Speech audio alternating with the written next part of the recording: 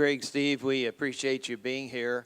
I want to encourage all of you to connect with them. They'll be here the rest of the day, as well as some of our other speakers. As you know, we're just giving you a taste of some thoughts, but the idea is that you would network together, have some chances to talk to each other, maybe have lunch together. Before we go, though, Greg, Steve, one final word. What would you say, Greg, to the group? First of all, I want to thank Steve. I have a book coming out late next year in 2014 called Pride, Pain, and the Pastor. And guess who I'm going to be quoting? Guess who I'm going to be calling up? And I've been through my own share of pain, and I had to confess to my church too. I know exactly what he's talking about, and I can't wait to connect more. First of all, I wanted to say Tom Rainer is the master of this. When he writes about turnaround churches, please read Rainer's books, because he does far better than I could ever say. Second of all, this is a quote that I love and I try to share everywhere I go. Dave Browning in the book Deliberate Simplicity. Again, I like simple stuff. This is what he said. We partnered with the genius of the Holy Spirit. We partnered with the genius of the Holy Spirit. And that is all we have tried to do at Forest Park. That's all we've tried to do at our church, is to work with God. It goes back to experiencing God. Henry Blackaby, to join God where he's at work. We have partnered with the genius of the Holy Spirit.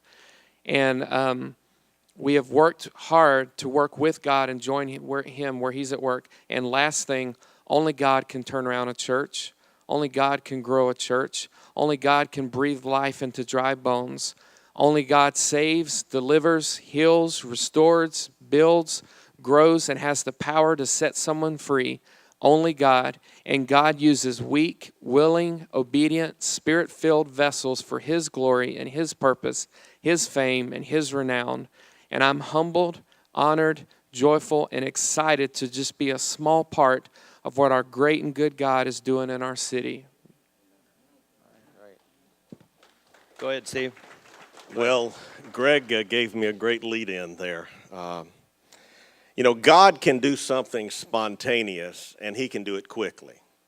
But he doesn't usually work that way, or at least that's not my experience. He often uses frail leaders like Moses, who couldn't speak very well, or like Jeremiah, who was possibly too young, or like we who are here who have bought in too much maybe to the world's idea of what leadership really is and what it means to be at the top and what it means to have some kind of leadership or direction over others who follow you.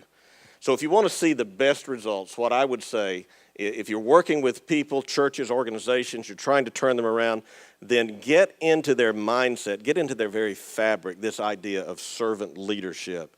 Help them to understand what it means to deal with the issues of pride and fear in their organization, in their personal lives.